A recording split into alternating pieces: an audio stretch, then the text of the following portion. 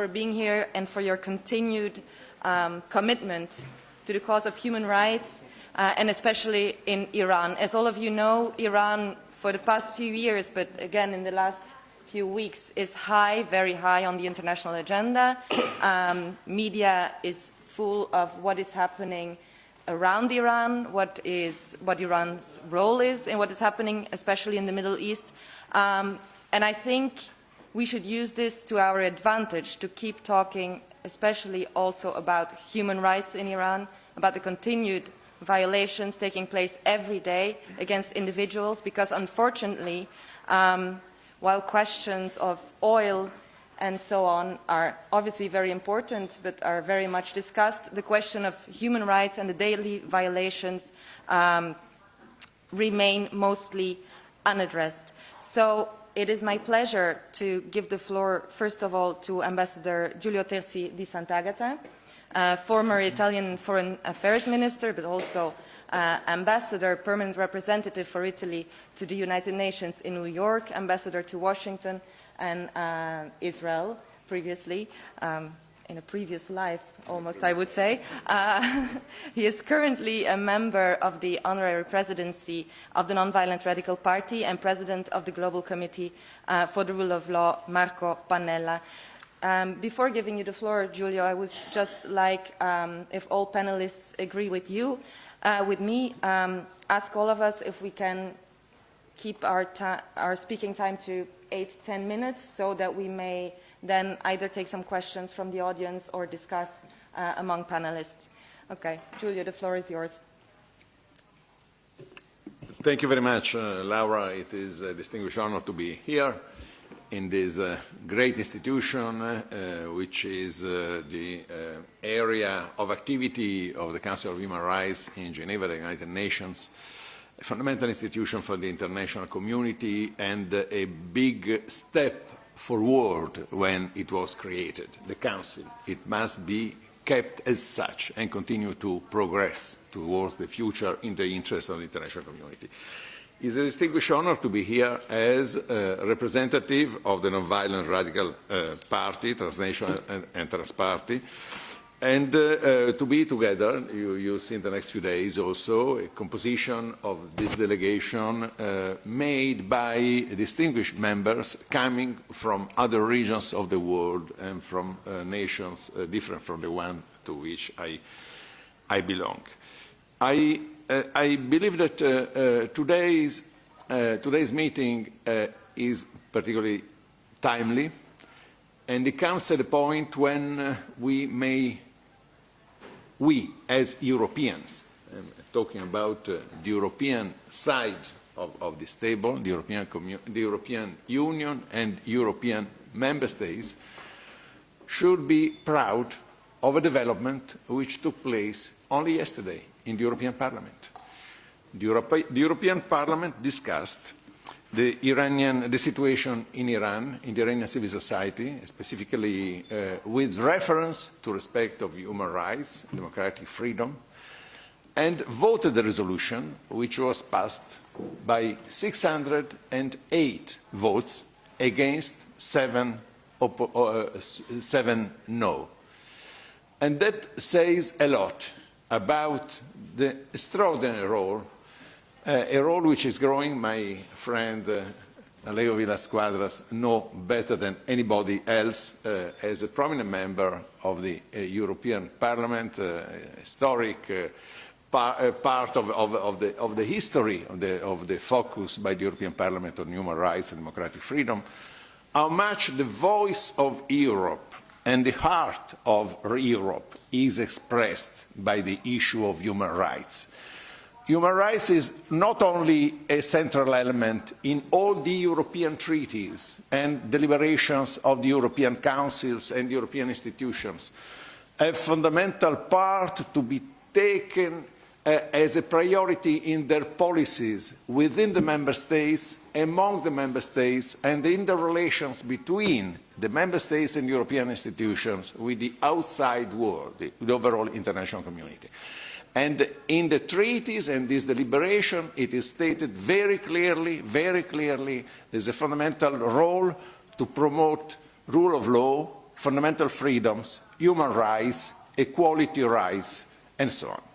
So it is very important to refer to that resolution today and to give the sense that Europe is not only represented by those governments which try to appease, adjust, play on a direction one day, on another direction another day, but the real will of the European people expressed by the voters is again emphasizing, and will always do in the future, in the near future, in the distant future, will emphasize these basic principles.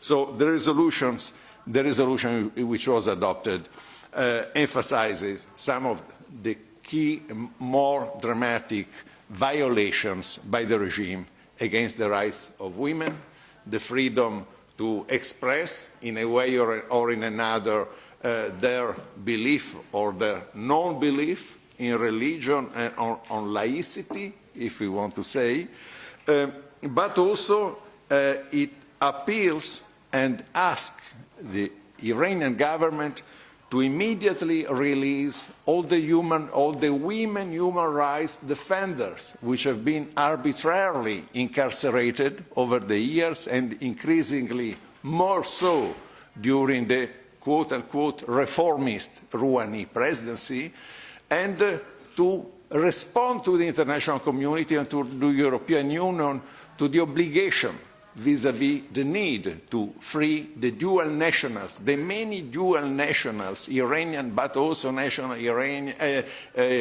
British, Norwegian, Swedish, Americans, which have been incarcerated without any resemblance of reason under legal justification.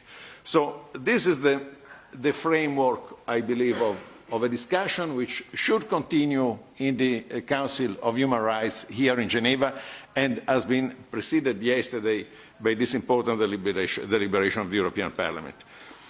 There is no doubt, when we look at the geopolitical situation in the Gulf and what is happening with the use of force, whatever is the origin, but surely there is clearly an Iranian origin, be that from the Iranian state or Iranian proxies or people who are moved and led by the IRGC, there is no doubt that we should come back to a good sense of international diplomacy and to focus much more on human rights when we negotiate, when the international community and the Western democracies negotiate with Iran. Human rights and fundamental freedom can come back to the central aspect of this playfield.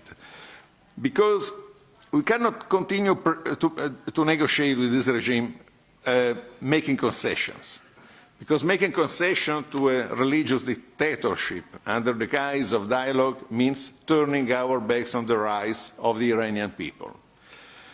Because the experience has shown that every time the West has turned a blind eye to this point, the regime has been even more aggressive in its foreign interference and terrorism, and more violent in its internal repression. And we should also remember very well what has been happening over the last 20 years in terrorism connected with terrible violation of human rights.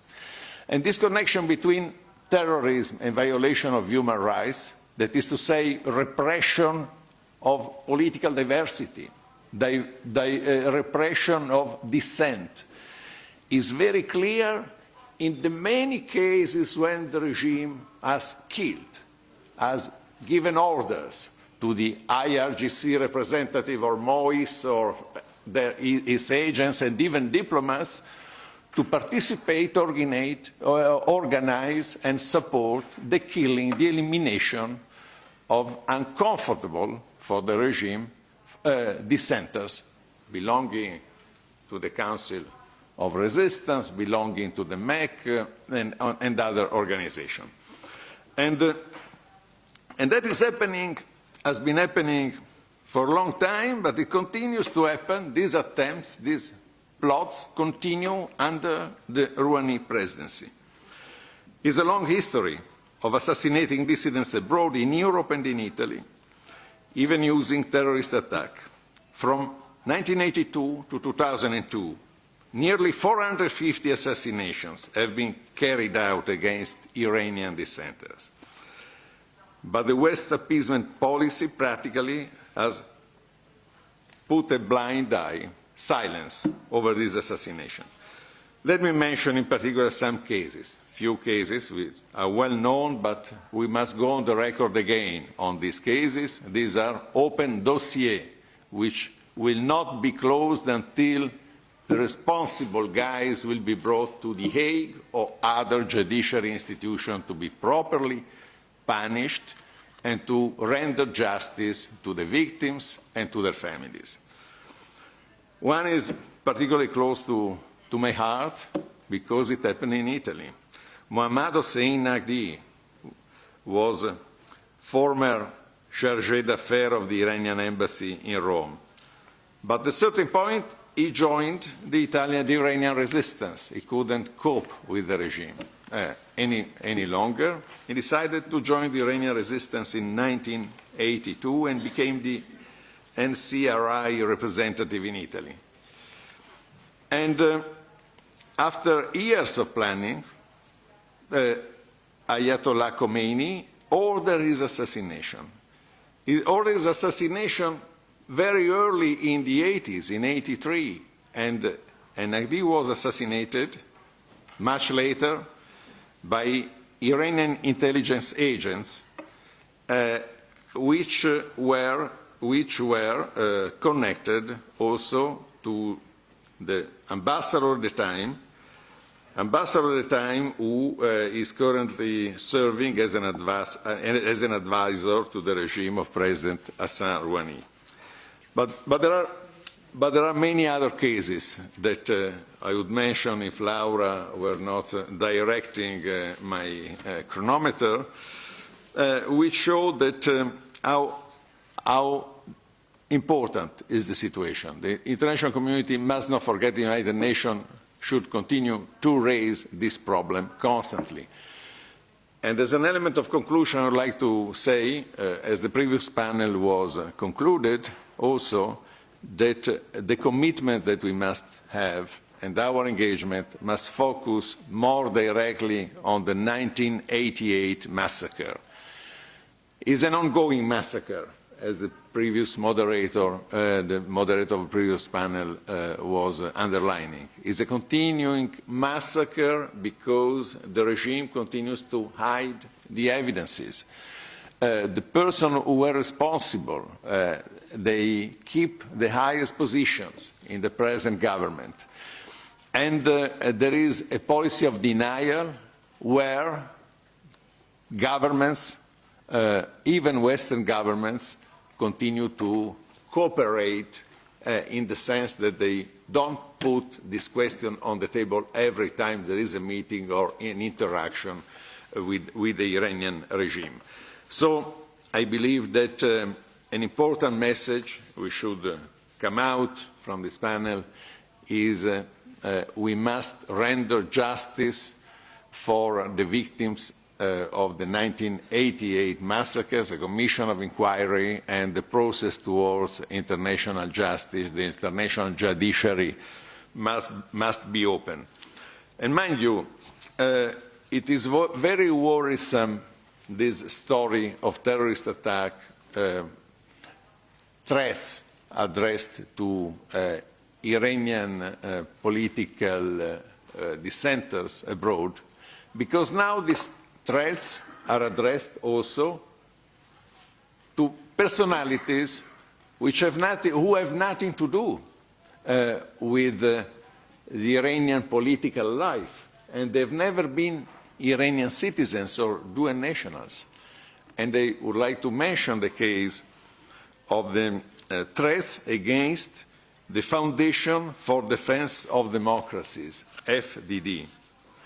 That was condemned in the strongest possible terms very recently by former Senator Joseph Lieberman and Ambassador Mark Wallace, because the Foundation for Defense of Democracies for certain publication and statement related to human rights in Iran were openly threatened of very strong and concrete reactions from the international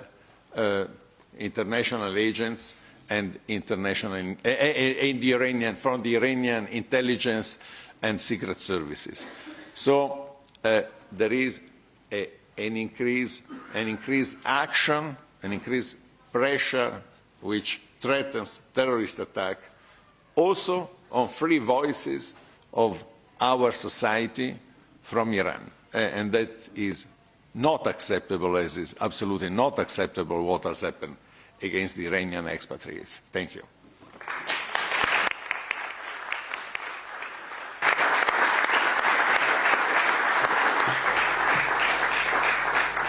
Thank you to Ambassador Terzi. Thank you for emphasizing also that this is indeed a common issue.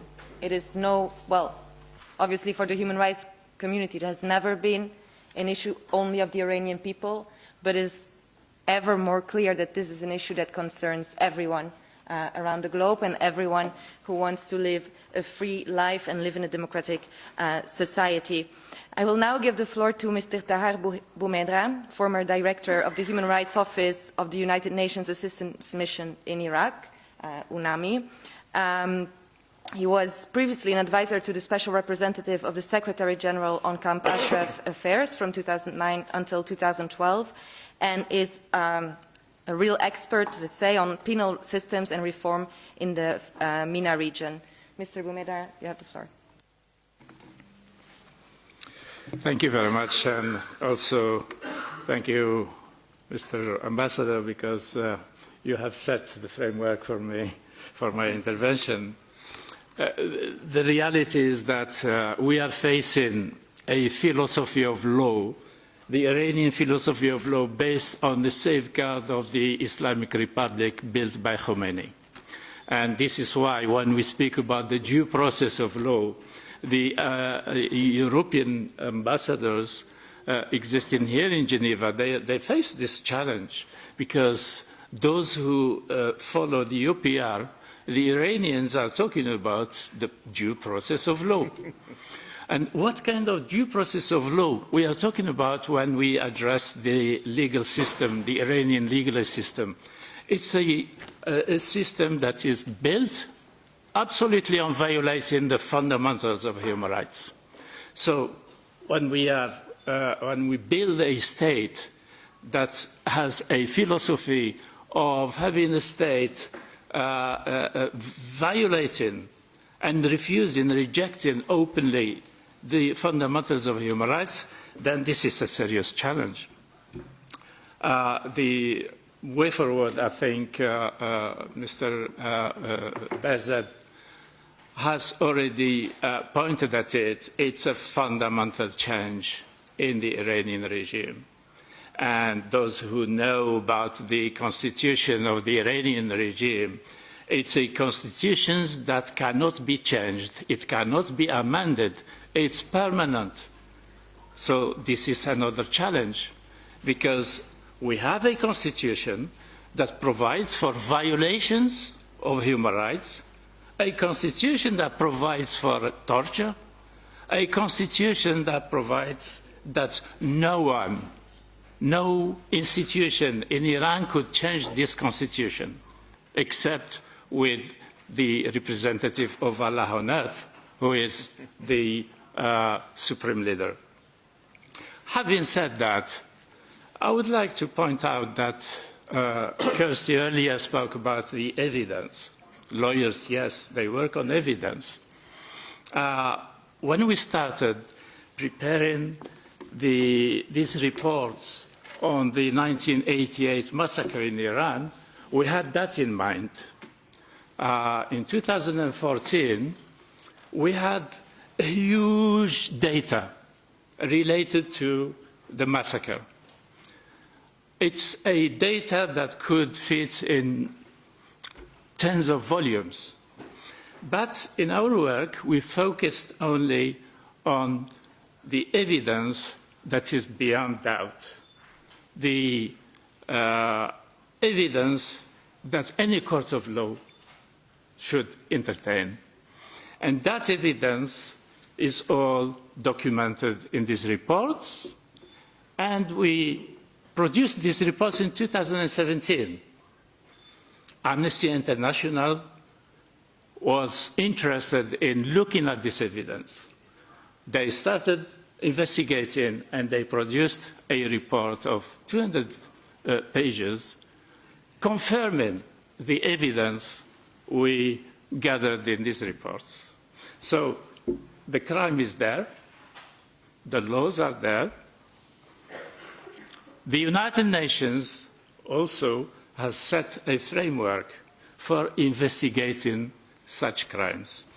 I would like to read for you just Principle 9 of the Principles on the Effective Prevention and Investigation of Extrajudicial, Arbitrary, and Summary Executions. These principles were set by the ECOSOC, the Economic and Social Council of the United Nations, and they were directed at the time to the Human Rights Commission before the Council.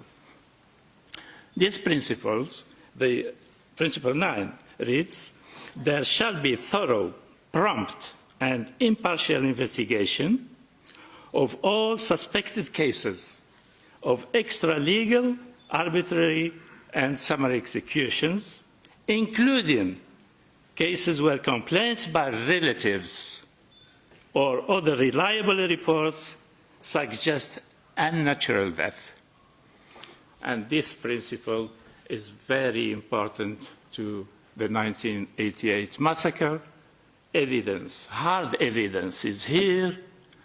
The civil society, not only Amnesty International or Human Rights Watch, but also Iranian civil society has widely reported this massacre. And the United Nations Special Rapporteur has introduced for the first time this issue on its agenda, thanks to Mrs. Jahangir, late Mrs. Jahangir. She had the courage to introduce this issue on her report. I must tell you, share with you probably a little secret.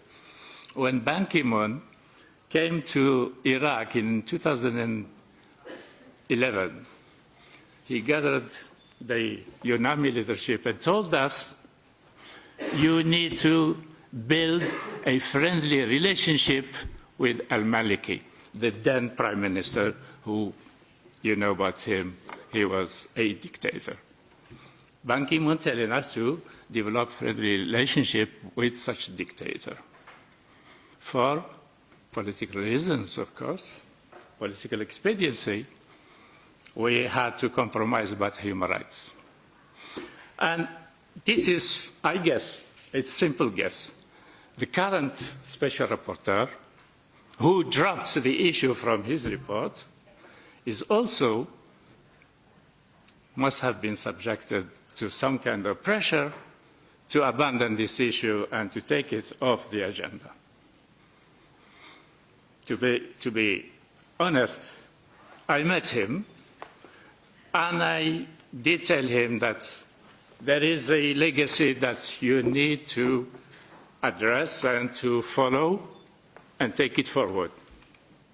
The legacy is the report of Mrs. Jahangir. Why the current special rapporteur has abandoned this issue? It's an issue that he needs to reply to. The families of the victims need to know why he did that. And also the surviving prisoners, they need to know why the United Nations has dropped this item from its agenda. But I would like to remind the families of the victims that they need to report and write massively. They need to make sure that the desk of the special rapporteur should never stay free of the letters, invade him, overwhelm him with the letters, because he will be accountable. He needs to reply to those letters. And when he reports next time, he will have to mention that if he receives 1,000 letters, we expect him to put that in the report. So I will urge everybody concerned to write to the Special Rapporteur and to urge him to address the issue, to continue, and to request an independent commission to investigate this massacre. But also, we need the families to inform the whole system of the United Nations. The Iranian UPR is coming soon. The families have to take the lead in this, and they have to report massively. So please do, and I thank you very much.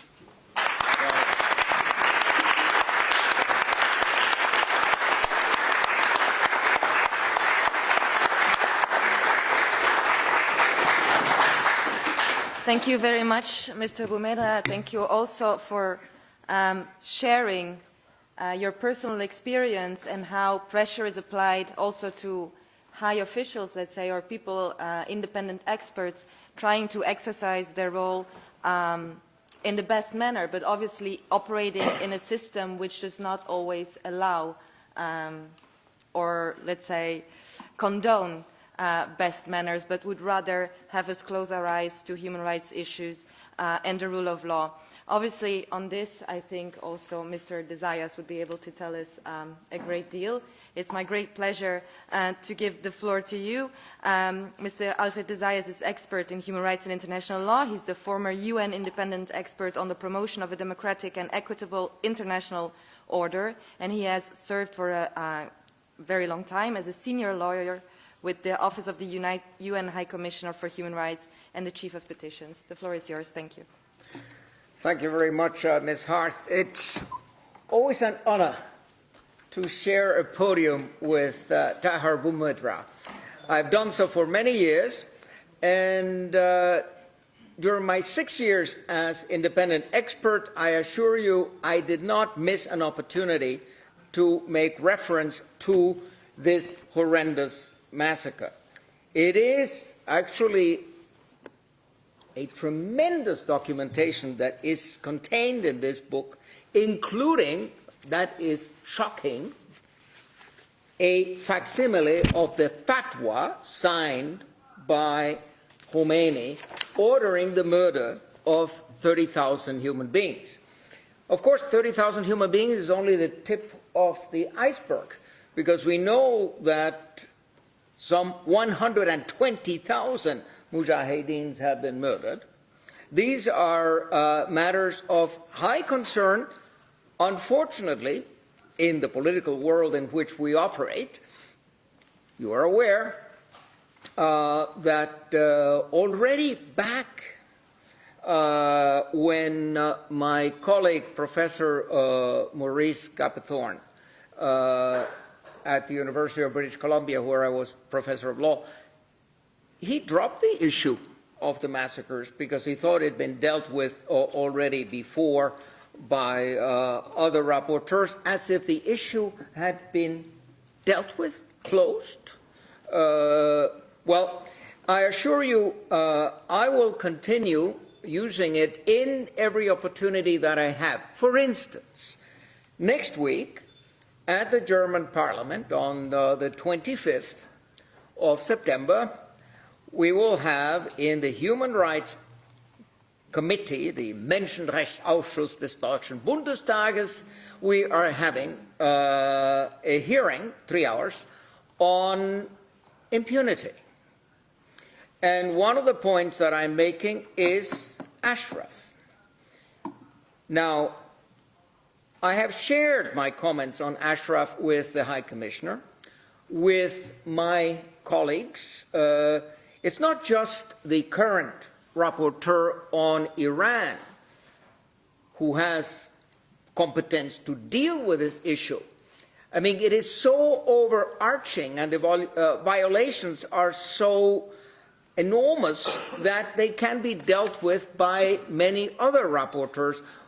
I've spoken with Agnes Kalamar, who's a rapporteur on summary and arbitrary executions.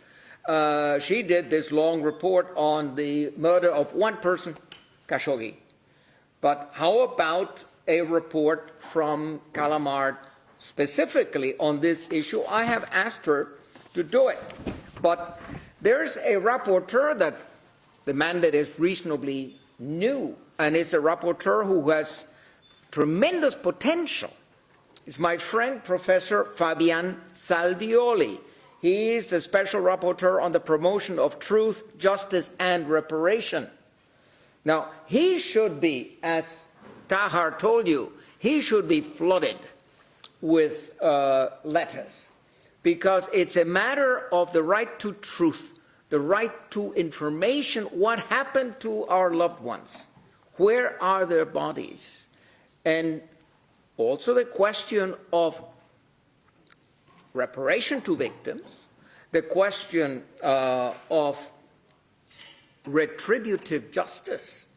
It is a scandal, and we know it in this book, how many senior Iranian officials and ministers today have their hands full of blood and were directly involved in these murders of 1988. Now, when I had the honor of being in Ashraf III, in Tirana, in Albania, in July this year, there was this very productive and I was actually quite encouraged by the solidarity that I felt there, by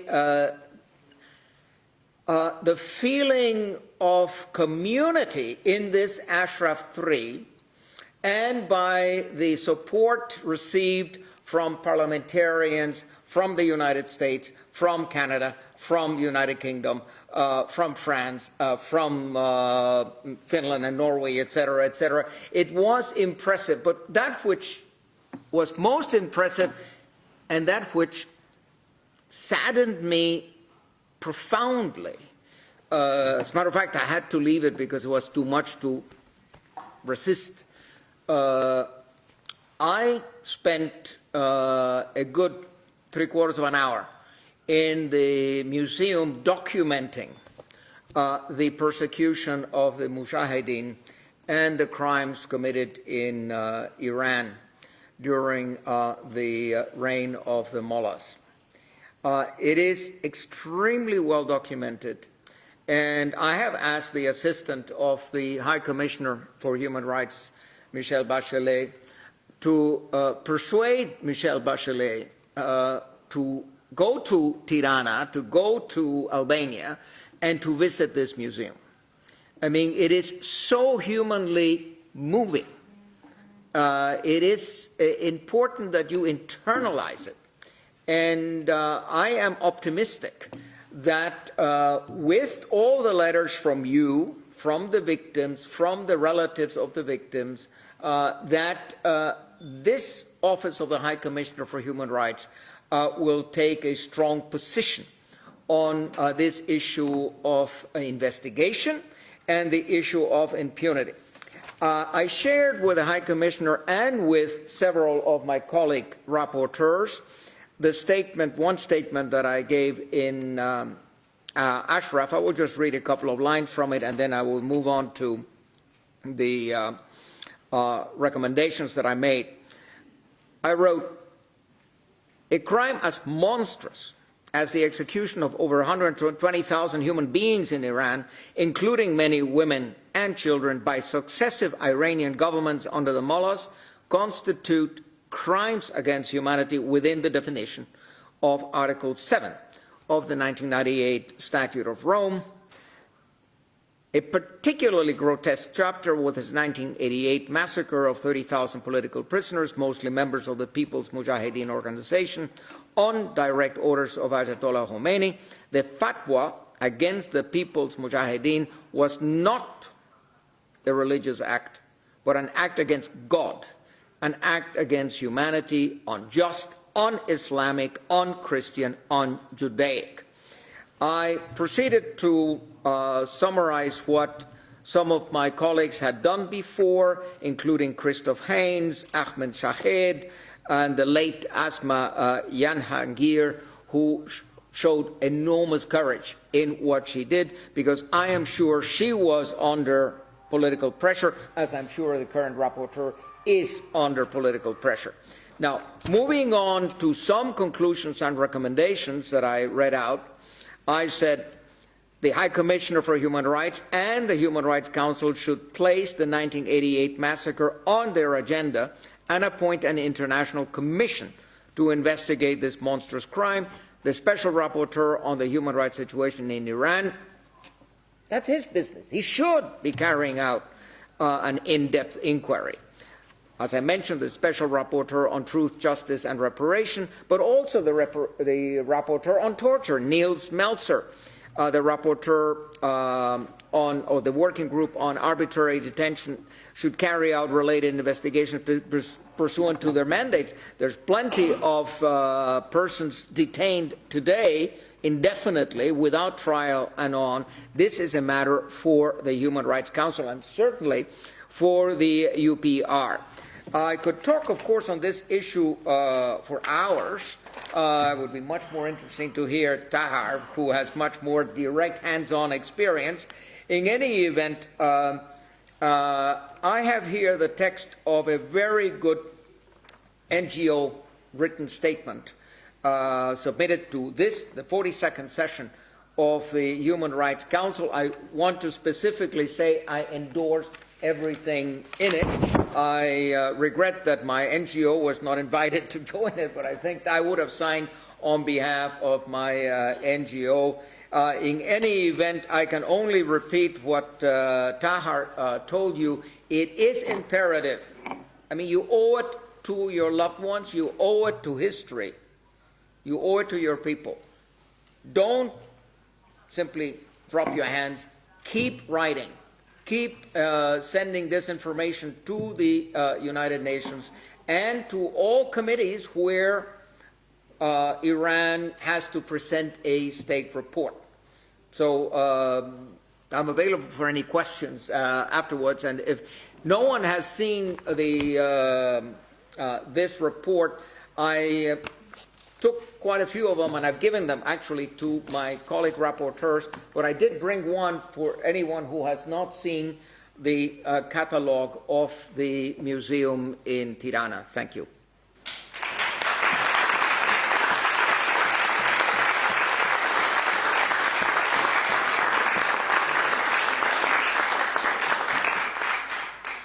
Thank you very much, Mr. Desayas. I hope there might still be some time, as you said, to respond to some questions, if there are. But before that, last but not least, I'm very happy to give the floor to Mrs. Azadeh Alemi, representing the Association des Femmes Iraniennes en France. À vous la parole, Madame Alemi. Merci beaucoup. Alors, je vais vous parler d'un autre sujet que vous connaissez tous. Étant donné que nous avons une association de femmes iraniennes en France, je vais vous parler de la situation des femmes en Iran. Comme vous le savez, les Iraniennes subissent une répression constante depuis 40 ans sous le régime archaïque et barbare des mollahs. La ségrégation et les discriminations sexuelles dans la loi font de la vie des Iraniennes un cauchemar au quotidien. En effet, elles sont privées de droits et libertés et écartées de la vie économique et politique. Une longue liste d'interdictions infligées aux femmes dont je ne donnerai que quelques exemples. Par exemple, les femmes iraniennes n'ont pas la liberté de choisir leurs vêtements. Une femme n'est pas autorisée à faire du vélo en public. La femme hérite de la moitié d'un homme. Une femme ne peut travailler qu'avec l'autorisation de son mari. Une femme ne peut voyager qu'avec l'autorisation de son mari.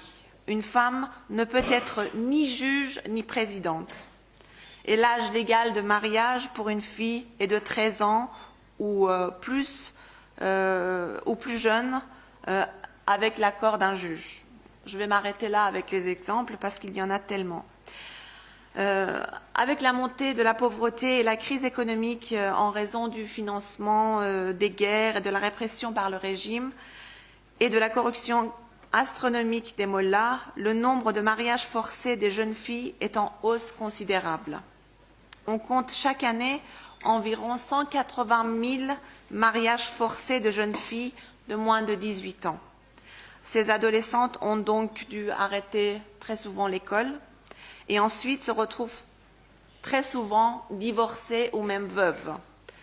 Pour survivre, après, elles doivent accepter des travaux pénibles et faiblement rémunérés ou bien encore la prostitution. Toutes ces souffrances et pressions poussent les femmes au suicide. Cela place l'Iran en tête du nombre de suicides de femmes au Moyen-Orient. Le désespoir, la dépression, l'anxiété et le sentiment d'insécurité, accompagnés d'humiliations permanentes avec les contrôles successifs dans les rues, sur les lieux de travail et les plans de chasse aux femmes dites mal voilées ou de femmes qui enlèvent leur foulard en voiture. Je peux vous citer la dernière exemple que vous connaissez tous, qui était celle de Sahar Khodoyari, la fille en bleu, qui a été mondialement médiatisée, une jeune femme qui s'est immolée par le feu parce qu'elle voulait assister en signe de protestation devant le tribunal de Téhéran, qui l'avait condamnée à 6 mois de prison, et son seul crime était d'être une femme. Elle avait tenté d'entrer dans un stade pour regarder son équipe préférée de football. À ce sujet, Amnesty International a déclaré que ce qui est arrivé à Sahar Khodoyari révèle l'impact du mépris effroyable des autorités iraniennes pour les droits des femmes dans ce pays.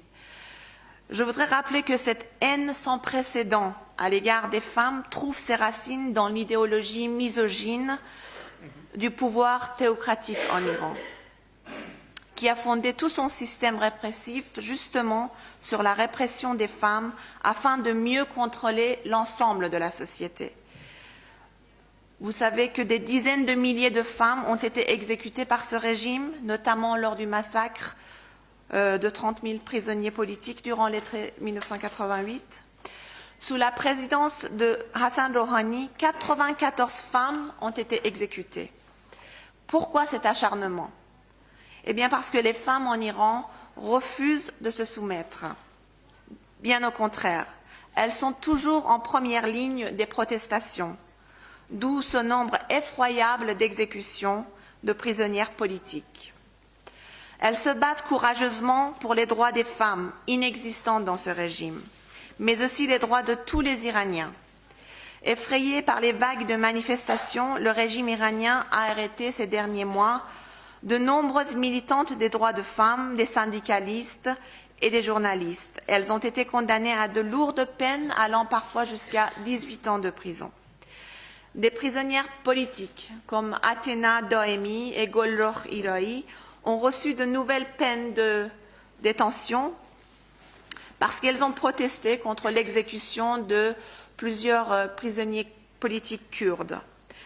Athéna a même déclaré qu'elle était fière d'avoir été condamnée pour son opposition à la peine de mort. Le 26 août 2019, Reporters sans frontières a déclaré que l'Iran est le plus grand geôlier de femmes journalistes au monde.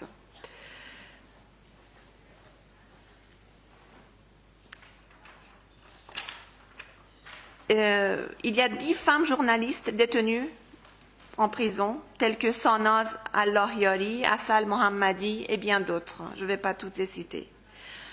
Je voudrais aussi rappeler et souligner que, pas plus tard qu'hier, le Parlement européen a condamné par une résolution commune sur l'Iran le bilan des droits de l'homme et a demandé à l'Iran d'arrêter la répression des femmes. Donc notre association de femmes iraniennes en France appelle toutes les instances internationales à condamner les violations flagrantes des droits humains et les droits de la femme en Iran. Merci de votre écoute.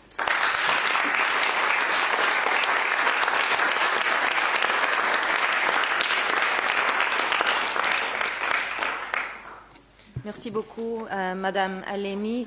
Thank you very much for reminding us exactly. Also, I'm speaking as a woman myself. For many of us, wherever there are violations of human rights, women usually bear the greater burden of it. And also to hear the examples you cited of women that do not only suffer violations just because of their gender, but that are nonetheless trying to defend human rights, to stand up for the human rights of others, to serve their country, to serve their fellow citizens as journalists, as human rights defenders. It's always very inspiring. And going back to the previous session, I think it's exactly these examples that should inspire us to continue our work, being lucky enough to be here and to live in the free world, so as to say. I want to ask the panelists, first of all, if they have any other brief remarks they would like to make after having heard. Mr. Desayas, please. One of the things we're going to be discussing next week in the German Parliament are the global Magnitsky Acts. You know, the problem of impunity is in part that many countries do not prosecute their own. So although there's an obligation to protect the population through the rule of law, they don't. And civil society has been pushing governments into adopting legislation that allows, for instance, for targeted sanctions against individuals. And the United States adopted the first Magnitsky Act back in 2012, but there have been now Magnitsky Acts adopted in Canada and in the United Kingdom, etc. And the idea is accountability, is to call certain individuals to account, and at least to allow for the freezing of their assets, for their limitation of travel, visa restrictions, etc., etc. It's, shall we say, a gesture. It is a beginning. But there is a concerted effort to stop impunity. And I think that there has some potential with these Magnitsky Acts. Thanks.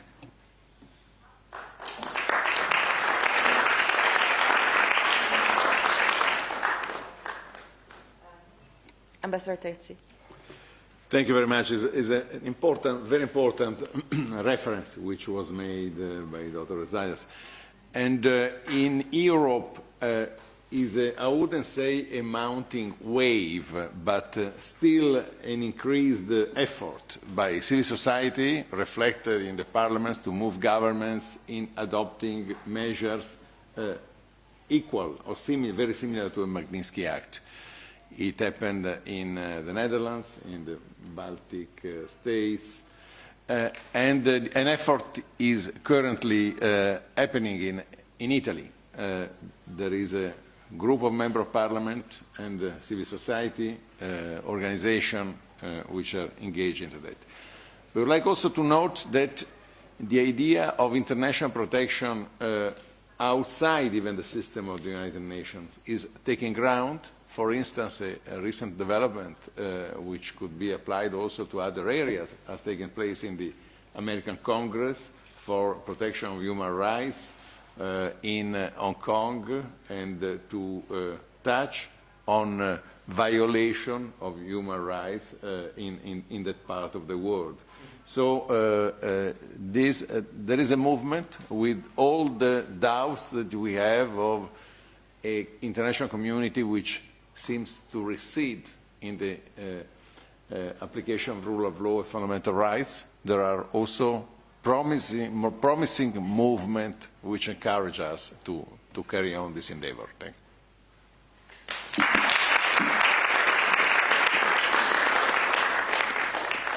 Mr. Boumedre? Yes, because I said we need to write to the Special Rapporteur, we also need to emphasize that usually the prisoners, when they confess under torture. But the Iranian regime authorities have confessed freely, without torture. Nobody tortured them, nobody prosecuted them, but they confessed. They admitted that they committed the crime. So the Special Rapporteur needs to underline that. Thank you.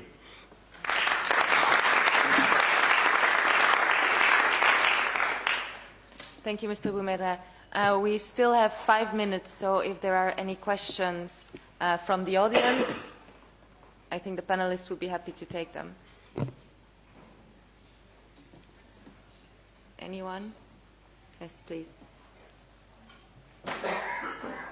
Sorry, can you turn on the microphone? Yes. Je m'appelle Mirzaï Sima. Je suis victime d'un crime contre l'humanité. 14 membres de ma famille ont été exécutés par le régime. Parmi eux, 7 membres ont été exécutés pendant le massacre de l'été 88, qui étaient condamnés à la prison en Iran. Le bureau de Mollah n'ont pas rendu les crocs, n'ont pas dit il était enterré. Il était où enterré? J'ai déjà participé plusieurs fois de l'ONU et demandé que les responsables de ces crimes soient condamnés et doivent être jugés devant un tribunal international. Merci.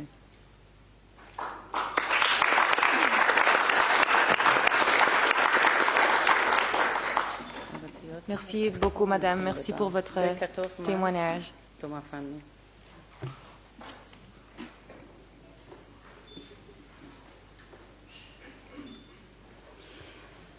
Thank you. Please.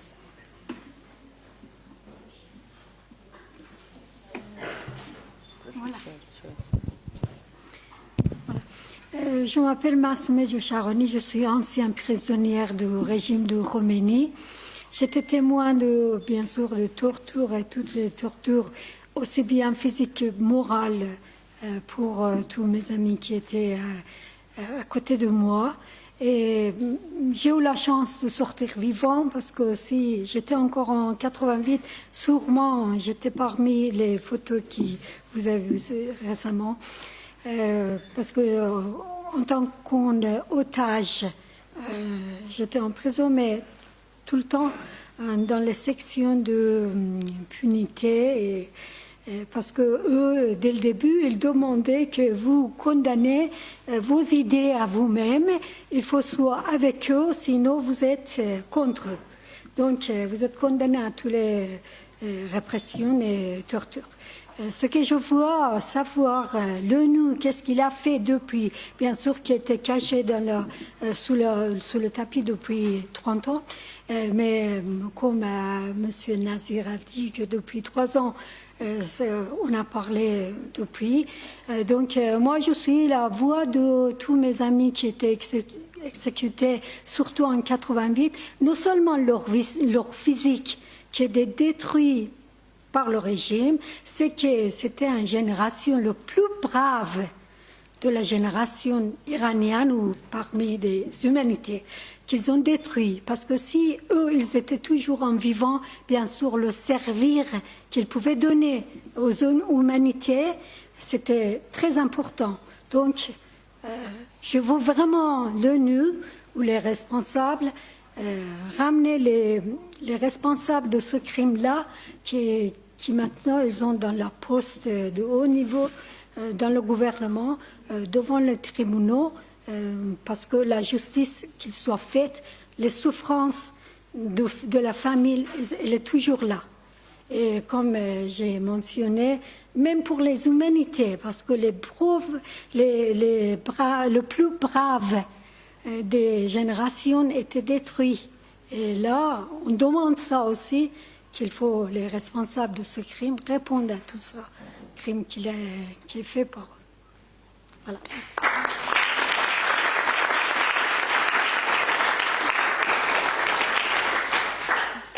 Merci beaucoup, Madame. Thank you very much. Thank you, both of you, for your direct testimonies, reminding us even more, even better, why we are here. And I think reminding all of us really to take to heart the invite that was made at the end of the previous session to leave this room and to keep working together to put this item on the agenda. I think some very clear suggestions have been made on what we can do immediately in the next few days, next few weeks, and I hope we will then soon see each other again to continue a common strategy and a common work to find truth, to find justice for those of you who are victims here, but for the many, many victims of human rights violations around the world. And together, I'm not sure we can do it, but we have the obligation to try. So thank you very much for being here, and see you soon. Thank you.